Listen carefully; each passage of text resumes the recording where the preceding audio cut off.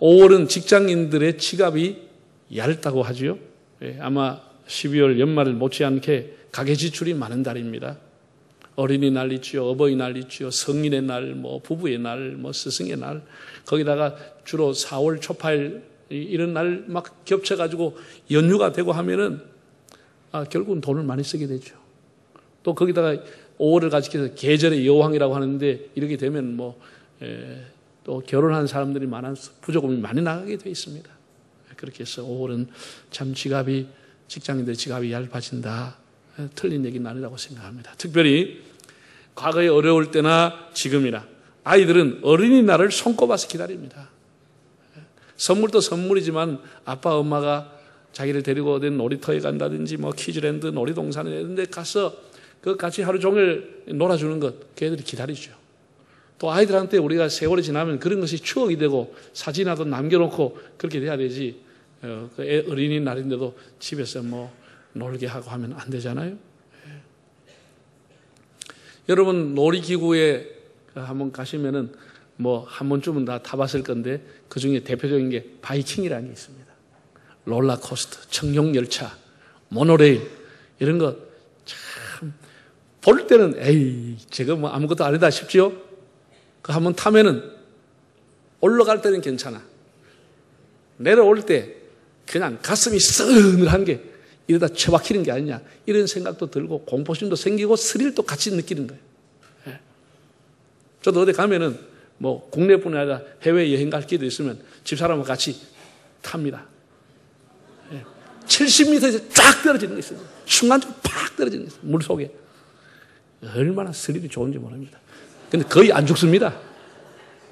거의 안전합니다. 안전합니다. 이 모노레일 같은 거 타면은, 그런 자전거 못 타는 사람도 밟기만 하면 됩니다. 페달을. 밟으면 되는데, 거기 묘하게 갖다 놓은 위치가 70m 위에 공중에 동그랗게 내놨습니다. 처음에 갈 때는 짤짤짤 가는데 조금 가면 밑에 70m 내려보는 순간에 그냥 발이 안 돌아가는 거예요. 그래서 그런 거 해보면 또 나름대로 스릴이 있는데 오늘 성경을 딱 보니까 우리 이 성경을 보면은 롤러코스터, 바이킹을 타는 느낌을 받게 됩니다. 자, 31절과 32절을 한번 읽어보겠습니다. 시몬아 시몬아 보라 사탄이 너희를 밀가부르듯 하려고 요구하였으나 그러나 내가 너를 위하여 네 믿음이 떨어지지 않기를 기도하였노니 너는 돌이킨 후에 네 형제를 굳게 하라.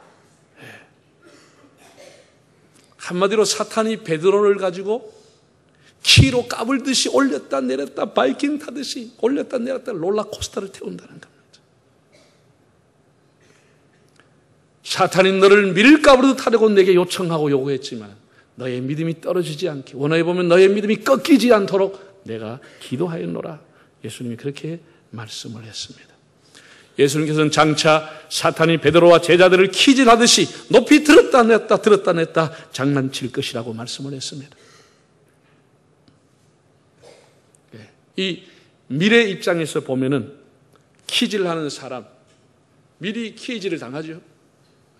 그러면 조그만 그 밀보다 수십 배 더 높이 수백 배 더 높이 들었다 놨다 들었다 놨다 까부는 거죠. 현기증 나고 또 비틀거릴 수밖에 없습니다. 우리가 세상에 나가서 바이킹 타고 또 이렇게 청룡열차 타면 그걸 아주 힘들어하는 사람 내려오면 막 구토하고 현기증이 일어났으면 어지럽다고 걷지도 말고 비들비들합니다. 금방 제대로 못 걸어갑니다. 지금 제자들과 베드로가 이렇게 된다고 주님이 말씀하셨습니다.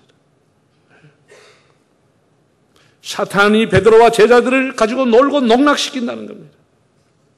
예수님께서 그 시몬 베드로를 만났죠. 만나가지고 원래 이 사람의 이름은 시몬입니다. 자기 아버지가 지어준 이름은 유대식으로 시몬이라고 하는 이름을 가졌는데 예수님이 베드로를 만나서 준 이름이 무슨 이름이죠? 게바라고 하는 이름을 더해 주었다고 그랬습니다. 게바라고 하는 것은 아람어로 반석이라고 하는 뜻입니다. 오랫동안 북이스라엘이 아수리아 제국의 지배를 받고 있었기 때문에 새로운 세상이 되어도 그 언어와 문화라고 하는 것, 아람어가 그대로 자리를 잡고 있었습니다. 예수님 때도 아람어를 사람들이 사용하고 있었습니다. 우리가 일제시대 때 지배를 받고 난 이후에 일본이 물러갔음에도 불구하고 지금도 건축이라든지 기술 계통에 가면 일본만이 그대로 통용이 되고 있습니다. 그리고 예수님 시대도 아람 나라의 말이 통용되고 있었는데 그 중에 게바라 예수님 이름을 지었습니다. 게바라고 하는 뜻은 아람어로 반석이라는 뜻이고 그것이 헬라어로 표현하면 페트로스, 반석이라는 뜻의 영어로 베드로라고 하는 뜻입니다. 피터. 그래서 베드로, 게바라고 하는 이름은 예수님이 준 이름이고 원래 이름은 시몬이었습니다. 예수님께서 베드로를 부를 때 시몬이라고 불러주신 적이 몇 번 있습니다. 정말 친근감을 가지고 애정을 가지고 안타까운 마음을 가지고 부를 때는 그의 원래 이름 시몬을 불러주었습니다. 베드로가 신앙 고백을 하고 난 이후에 예수님이 이렇게 말씀했습니다. 바요나 시몬아 네가 복이 있도다. 시몬이라고 불렀어요. 시몬아 네가 정말 복된 사람이다. 이것을 알게 한 것은 너 혈육이 아니요 하나 계신 하나님이 너희를 알게 해주었다. 이렇게 칭찬을 해주었습니다. 시몬이라고 불렀어요. 예수님께서 베드로에게 교회를 위임하고 떠날 때 요한복음 21장에 봐요. 요한의 아들 시몬아 네가 이 사람들보다도 나를 더 사랑하느냐 이렇게 물었습니다. 시몬이라고 불러줬습니다. 오늘 성경 본문에도 보면 거듭거듭 시몬아 시몬아 이렇게 불렀습니다. 예수님이 애정도 있지만 안타까운 마음이 그 속에 들어있는 것입니다. 왜? 사탄에게 밀가부르듯이 키질 당할 그를 보시면서 예수님을 부인하고 멀찍이 따라가다 예수님을 배반하고 옛날 어부의 생활로 돌아가는 등 쭉정이처럼 흩날리게 될 그의 인생을 보시면서 안타까운 마음으로 시몬아 시몬아 불러주었습니다. 여러분 우리들이 스스로 생각하기는 신앙생활을 반듯하게 한다고 생각합니다. 제법 괜찮게 반듯하게 그렇게 우리가 길을 걸어가고 있다고 생각하고 하지만은 그러나 한순간 넘어질 때도 있습니다. 아무것도 아닌 일에 한순간 실망하고 의심하고 그리고 영적으로 비틀거리고 정말 천당 갔다 지옥 왔다 롤러코스터를 탈 때도 있는 겁니다. 사탄이 우리를 들고 키질하고 놀아날 때가 있는 겁니다. 그럼 오늘 우리가 성경을 보면서 어떻게 우리가 살아야 마귀가 함부로 키질 못하는 믿음의 사람이 될 수 있을까? 마귀에게 놀아나는 인생, 농락당하는 인생이 되지 않을 수 있을까? 어떻게 살아야 될까? 그걸 한번 생각해 보려고 합니다. 여러분 이 본문의 내용은 이 시기는 너무 간단하게 우리가 알 수 있습니다. 이 본문에 나오는 것은 예수님이 최후의 만찬을 나누시고 곧 겟세마네 동산으로 최후의 기도를 하시기 직전에 일어난 일입니다. 그 사이에 일어난 일입니다. 그러니까 예수님이 그날 밤 붙잡히게 되는 굉장히 무거운 밤입니다. 이 고난을 앞에 두고 있는 밤입니다. 이 밤에 어떤 일이 일어나죠? 21절과 22절을 다시 한번 23절까지 읽어보겠습니다. 그러나 보라 나를 파는 자의 손이 나와 함께 상 위에 있도다. 인자는 이미 작정된 대로 가거니와 그를 파는 그 사람에게는 화가 있으리로다 하시니 그들이 서로 묻되 우리 중에서 이 일을 행할 자가 누구일까 하더라. 예수님께서 이렇게 말씀했습니다. 나를 파는 자의 손이 나와 함께 상 위에 있도다. 가룟 유다를 가르쳐 하신 말씀입니다. 예수님을 배신한 가룟 유다가 앞으로 사탄으로 하여금 키질을 당해가지고 결국은 그의 인생이 파멸에 있을 것을 주님이 아시고 안타까운 말씀으로 하신 것입니다. 가룟 유다가 왜 비참한 죽음을 맞이했지요? 탐욕이라고 하는 것. 탐욕 때문에 그는 사탄에게 놀아나는 사람이 되고 말았습니다. 사탄에게 키질당하는 인생이 되고 말았습니다. 우리가 예수를 믿는 믿음이라고 하는 것이 얼마나 중요한지 모릅니다. 여러분 우리가 뉴스를 보면 가끔 자동차가 뭐 충돌을 했는데도 안전벨트 덕분에 부상만 입고 생명에는 지장이 없다는 그런 뉴스를 보잖아요. 그래서 지금은 승용차의 뒷좌석까지 다 안전벨트가 의무적으로 달게끔 되어 있습니다. 믿음이라고 하는 것은 이 안전벨트와 같습니다. 우리가 생각할 때는 손잡이를 딱 잡고 있으면 괜찮을 것 같죠. 조그만 방지턱을 넘어갈 때는 손잡이 딱 잡고 있으면 효과가 있습니다. 몸이 흔들리지 않고 괜찮습니다. 그런데 시속 100km, 120km 달리는데 손잡이 잡아봐야 땅 하고 부딪히는 순간 몸은 튕겨 나가버리는 것입니다. 손잡이가 아무 소용이 없는 겁니다. 그래서 벨트는 평소에 아무것도 아닌 것처럼 보이고 천조각에 불과한 것처럼 보이지만 꽝 하는 순간 몸을 더 꽉 조아주는 것입니다. 그 몸이 튕겨나가지 못하도록 잡아주는 것입니다. 그래서 안전벨트, 생명벨트라고 하지 않습니까? 믿음이 이와 같은 겁니다. 우리가 가지고 있는 도덕성, 내 의지, 내 가지고 있는 지식, 이걸 가지고 내 인생을 살 것처럼 보이지만 조그마한 문제는 턱은 넘어갈 수 있습니다. 그러나 인생에 큰 문제가 오면 그냥 그 인생은 튕겨나가 버리고 마는 것입니다. 여러분 가지고 있는 의지가 여러분을 지켜줄 줄 아세요? 우리가 얼마나 의지가 약한 사람들입니까? 그 의지를 믿고 어떻게 살아갑니까? 내가 가지고 있는 지식이 얼마나 작은 것입니까? 그걸 가지고 어떻게 믿고 살아가요? 하나님을 믿는 믿음, 인생의 환난과 시련을 당하면 하나님이 꽉 잡아주시는 것입니다. 튕겨가지 않도록. 믿음은 안전벨트와 같은 것입니다. 가룟 유다는 주님을 더 굳게 잡아야 할 시간에 탐욕으로 살았습니다. 탐욕으로. 그러니까 그의 인생이 완전히 튕겨가 버린 거예요. 사리가 밝고 분명한 사람이고 똑똑한 사람이고 해서 돈깨를 맡은 사람입니다. 다른 제자들은 좀 어리숙하게 비습니다. 뭐가 좀 불분명하게 보였습니다. 끊고 맺는 게 좀 부족했습니다. 그러나 유다는 분명했습니다. 그래서 그 움직이는 돈깨를 맡았죠. 그 단체의 돈깨를 맡았죠. 이 사람이 예수님 제자들한테 돈깨를 맡았다고 하는 게 부담스러웠겠죠. 그 돈이 있었으면 얼마나 있었겠습니까? 그러나 어쨌든 그가 돈깨를 맡은 자라고 했습니다. 그런데 이 사람의 마음에 탐심이 일어났습니다. 욕심이 일어났습니다. 결국 돈 때문에 그의 인생은 완전히 사탄의 키질을 당하게 된 겁니다. 사탄이 가지고 놀아버린 것입니다. 그의 그 마음을 알고 요한복음 13장 1절을 보면 이런 기절이 나옵니다. 마귀가 예수를 팔 생각을 유다에게 넣었다 그랬습니다. 예수를 팔려고 하는 생각을 넣어버렸어요. 그 돈, 탐욕 이런 것이 그의 마음에 들어오는 순간 마귀가 가지고 키질하기 시작했어요. 그냥 들었다 놨다 들었다 놨다. 결국은 그의 인생은 비참하게 자살로 파탄이 나고 말았습니다. 성경은 마귀가 온 것은 죽이고 멸망시키려고 온다고 했습니다. 사탄이 그를 가지고 멸망시키고 농락시키고 말았습니다. 우리가 어떤 일이 있어도 예수님께 떨어지지 않으려고 하면 우리 안에 있는 탐심을 버려야 하는 것입니다. 탐욕을.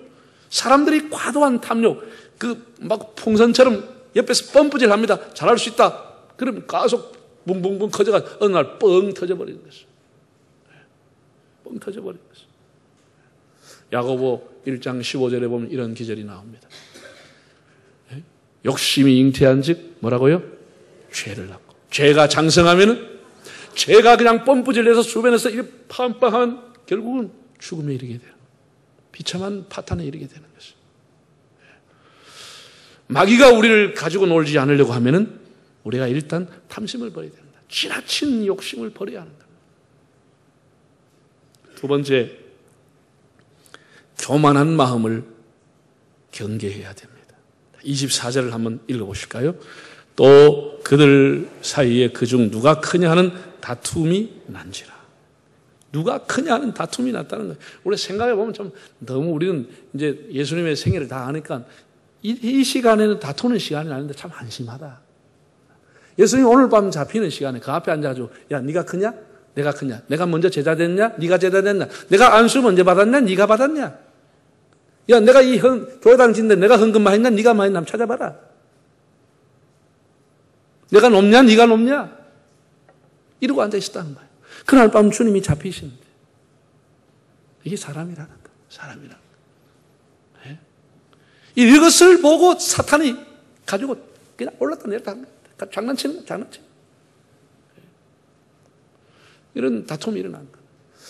제가 노예나 총회를 섬겨보면 안타까운 일 중에 하나는 교회가 다툼이 했던 것을 어느 정도 하고 끝을 내야 되는데 교회 다툼이 사회법정까지 가는 경우도 있습니다. 그래서 교회가 나눠집니다. 분열됩니다. 교단도 나눠집니다. 다 다툼이 그 안에 자리 잡고 있어요. 다툼. 서로가 잘났다고 하는 이 교만. 이게 네 교회냐? 내 교회지. 네가 와서 한 게 뭐 있냐?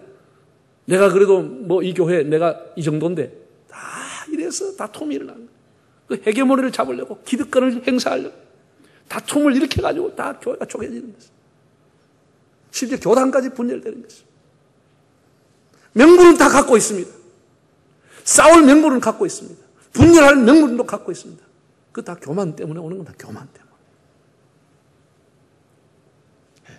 자기가 잘났다는 겁니다. 자기를 따라오라는 겁니다. 자기가 교회 주인이라는 겁니다. 이것이 다 교회를 분열시키고 한국 교회를 위기로 몰아가는 원인입니다. 서로가 다투는 거예요. 서로가 다투는 거예요. 우리 교회가 이제 원래 50년을 지나면서 함께 하신 50년은 잘했는데 함께 하실 50년이 뭐냐라고 묻는 사람들이 있습니다. 그래서 저한테 목사님 미래 청사진, 우리 교회 가야 할 미래는 뭡니까? 그렇게 묻는 분들도 있습니다. 저는 지금처럼 그대로 갑니다. 특별한 청사진은 없습니다. 제가 특별한 청사진을 할 건 없지만 제 목회 철학과 목회 비전을 제가 부임하면서 여러분에게 다 설명을 드렸고 중직자회를 했고 당회를 했고 재직들을 다 불러서 설명회를 다 했습니다. 그래서 지금까지 10년 이상 왔습니다. 그대로 가는 것이지 또 몇 년 하고 바꾸고 몇 년 하고 바꾸고 그렇게 할 수는 없는 겁니다. 우리 교회는 제가 오면서 지금까지 추구해 왔던 게 제 목회의 본질인 제자 되어 제자 삼는 교회, 그리고 영성이 뜨겁게 우리가 사역과 예배와 모든 것을 뜨거운 가슴으로 뜨겁게 활성화를 시키자고 하는 것이 저의 목회에 추구하는 본질입니다. 그 두 가지 기조로 10년을 왔습니다. 앞으로 제 목회가 끝날 때까지는 후임자는 어떻게 할지 모르지만 이 기조로 그대로 가는 겁니다. 그리고 따라합시다. 3대 비전과 3대 사명을 여러분 주보에도 다 드렸습니다. 한번 따라합시다. 세가족 정착, 제자 삼기, 제자 되기.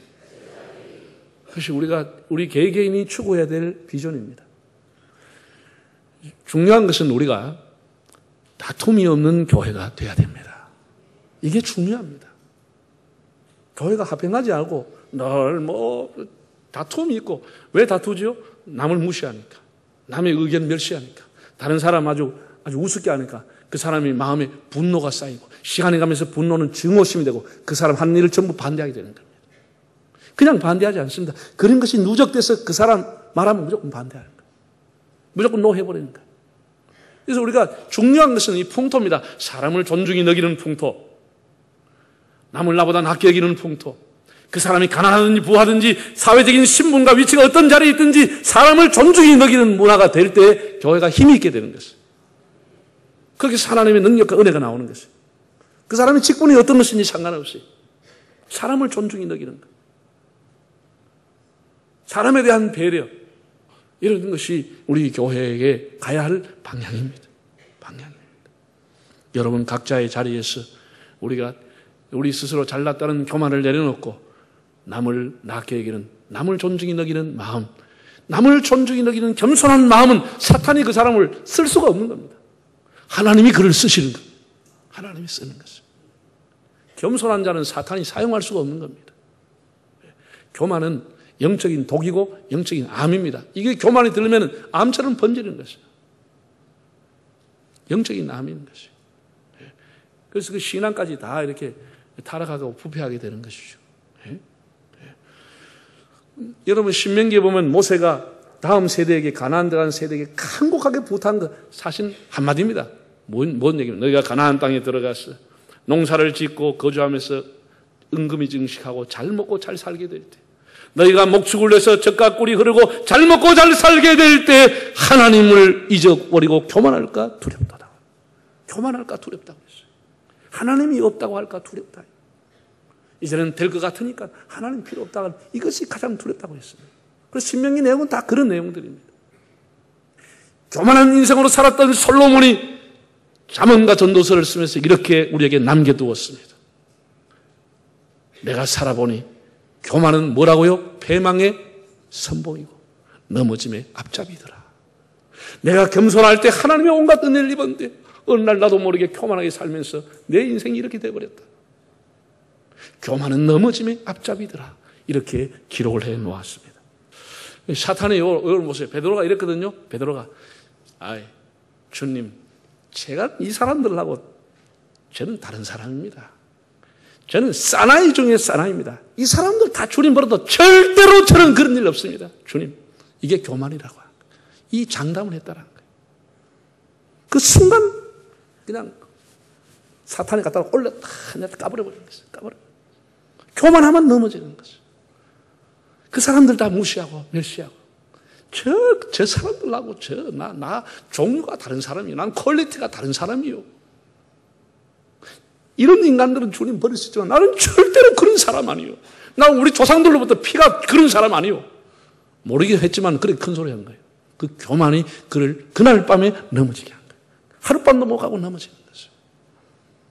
교만은 우리 신앙의 독입니다. 교만하면 마귀가 퀴즈하기 시작합니다. 세 번째, 예수님께서 베드로에게 이렇게 말씀했습니다. 네가 돌이킨 후에 형제를 곧게 하라. 참 주님께서 참 이렇게 말씀했다는 게 얼마나 귀한 것인지. 주님이 너희들은 아니야 이렇게 책망하지 않고 내가 돌이킨 후에 그래 내가 실수할 거야 넘어질 거야. 그러나 돌이킨 후에 헬라를 보면 에피스토레포 돌이키다고 하는 말이 회개하다는 뜻입니다. 회개하다. 내가 지금 사탄이 너를 까불겠지만 너가 그걸 깨닫고 회개하고 돌이킨 후에는 형제들을 굳게 하는 일에 헌신해라. 이렇게 말씀한 거예요. 사람이 넘어지죠. 다윗 같은 사람도 넘어졌죠. 큰 죄를 지었죠. 선지자 나단이 와서 그의 죄를 책망할 때 그는 합리화하지 않고 변명하지 않았습니다. 제가 하나님 앞에 죄를 지었습니다. 내 안에 정직한 영을 창조하시고 내 안에 내 영을 새롭게 해주십시오. 성령을 거두어가지 마시고 저를 주님 앞에 쫓아내지 마십시오. 하나님 앞에 눈물로서 바로 돌이켰다고 하는 거예요. 바로 돌이켰다고 하는 거예요. 나중에 베드로는 이 사실을 깨닫고 통곡하면서 눈물 흘리며 다시 돌이키게 되는 것입니다. 하나님은 돌이킨 자를 쓰시는 겁니다. 우리의 삶의 허물과 실수가 있고 넘어지면 낙심하지 말고 하나님 앞에 언제나 회개할 수 있기를 바랍니다. 회개하지 않고 계속 쓰러진 사람은 마귀가 가지고 장난치는 거예요. 마귀가 장난치는 거예요. 돌이키지 않으면 마귀가 장난치는 거예요. 마귀가 데려놓는 거예요. 마지막으로 오늘 말씀 중에 힘이 되는 기절이 나옵니다. 예수님께서 베드로에게 이렇게 말씀했습니다. 내가 너의 믿음이 떨어지지 않기를 위하여 기도하였노라. 얼마나 힘이 되는 말씀인지. 여러분, 그래도 우리가 여기 와서 예배 드리고 이 무더운 날 교회 나오고 우리 믿음을 지킬 수 있다고 하는 것이 내 의지와 내 믿음이 아니고 주님이 우리를 위해 지금도 기도해 주시는 겁니다. 할렐루야. 로마서 8장 34절을 한번 읽어보겠습니다. 시작. 누가 정죄하리요? 죽으실 뿐 아니라 다시 살아나신 이는 그리스도 예수시니 그는 하나님 우편에 계신 자요. 우리를 위하여 뭐 하신다고요? 나를 위하여, 여러분을 위해서, 나를 위하여, 너를 위해서 지금도 하나님 보좌에서 우리를 위해 기도하시는 분, 중보해 주시는 주님이 계시기 때문에 우리가 오늘 여기에 있는 것입니다. 내가 너의 믿음이 꺾이지 않도록, 너의 믿음이 더 이상 떨어지지 않도록 내가 너를 위해 기도하였다고 하는 사실. 여러분, 사탄은 우는 사자와 같이 오늘도 삼킬 자를 찾고 있습니다. 그 키에 엮고 까부릴 사람을 찾고 있습니다.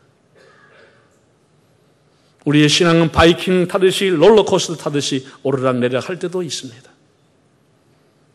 사탄이 베드로처럼 우리들도 키질하려고 청구하고 있다고 하는 사실을 알아야겠습니다. 탐욕이 가득하면 사탄이 키질하기가 쉽습니다. 교만이 가득한 사람, 사탄이 가지고 장난을 치기가 쉽습니다. 우리가 서로를 존중하는 마음을 가지고 우리의 마음을 낮추어서 남을 나보다 낮게 여기는 자세. 아, 내가 이 분야는 참 저분이 내보다 더 낫구나. 아, 이 분야는 이분이 훌륭하구나. 항상 이렇게 남을 나보다 낮게 여기는 그런 마음으로 우리가 혹 실수하고 넘어지면 항상 하나님 앞에 돌이키고 회개하는 마음을 가지고 지금도 우리를 위해 중보하시는 그 주님 앞에 우리 예수님은 우리의 생명벨트요 영원한 안전벨트에 있습니다. 주님을 의지하고 나아가는 여러분들 되시기를 바랍니다. 우리 다 머리 숙이겠습니다.